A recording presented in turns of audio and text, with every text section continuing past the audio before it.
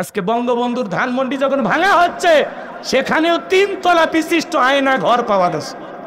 কি পাওয়া গেছে? আয়না ঘর পাওয়া গেছে ধানমন্ডিতে। আয়না ঘর, ছোট ছোট রুম, খেতাবালিশ আছে ওখানে।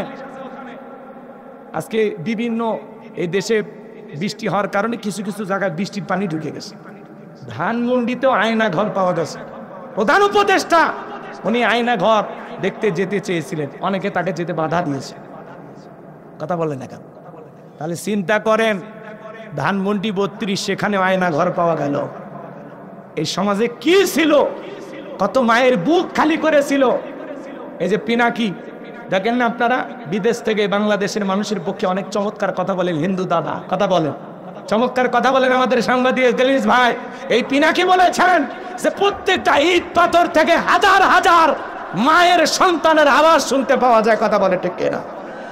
এখানে যে কত মানুষের জীবন চলে গেছে, কত মানুষকে তারা গুম করেছে, হত্যা করেছে, এর হিসাব কেউ দিতে পারবে না। 16 বছরে কত হাজার মানুষকে তারা হত্যা করেছে। কেউ বিরুদ্ধে কথা বললেই আব্রাহার ফাহাদ, কত ভাইয়েরা জীবন দিয়েছে নিরীহ বাচ্চাদেরকে। 2006 সালে লগি বইটা দিয়ে ছাত্র শিবিরদের সোনার সন্তানদেরকে কিভাবে পিটায় করে দিয়েছে। কথা বলে ঠিক কিনা? আজও সেই ভিডিও ফুটেজ গুলো দেখলে লোম দাঁড়িয়ে যায়, মানুষ কেমনে এত পাষাণ হতে পারে। কথা বলে ঠিক কিনা? আজকে সামান্য ইট দালান করে ভাঙ্গা দেখে কান্না চলে আসে।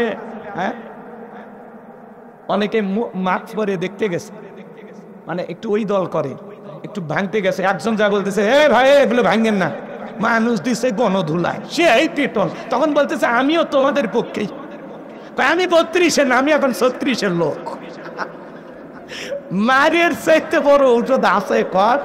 এক মহিলা পাগলি দেখতে গেছে, পাগলি যা বলতেছে এগুলো ভাঙেন না, সবাই ধরছে পাগলি তখন বলতেছে আমিও ছাত্রদের পক্ষেই। সেই দেখতে যাচ্ছে, সে বিপদে পড়ে আমিও পক্ষে। তাহলে যাওয়ার দরকার কি বাবা? এই সমাজে যারা আয়না ঘর বানিয়েছে, যারা হাজার হাজার মায়ের বুক খালি করেছেন, বিচার বহির্ভূত হত্যাকাণ্ড ঘটিয়েছে, তাদেরও বিচার বাংলার মাটিতে হবে ইনশাআল্লাহ। আর এই দুনিয়ার জমিনে যদি বিচার না হয়, আল্লাহর আদালতে আল্লাহ ওদেরকে ছাড় দেবে না। কথা বলে ঠিক কিনা? কারা কারা বিচার চান 2 হাত তুলে দেখান তো দেখে। লিল্লাহে তাকবীর। যারা অপরাধী তাদের ক্ষমা নাই। যে চলবে, আলোচনা চলবে, দোয়া করবো না, ছেড়ে দেবো। তাকবীর দেন, লিল্লাহে তাকবীর। আমার ভাইরা গভীর মনোযোগ দিয়ে কথাগুলো শুনে যান বাজান। এই জন্য যে কথা বলতে চাচ্ছিলাম, লোকমানে হাকিম তার সন্তানদেরকে ডেকে বলেন, ইয়া বুনাইয়া, ইয়া আমার বৎস, আমার কলিজার টুকরা সন্তান, লা তুশরিক বিল্লাহ, আল্লাহর সাথে কখনো কাউকে শরীক করবা না।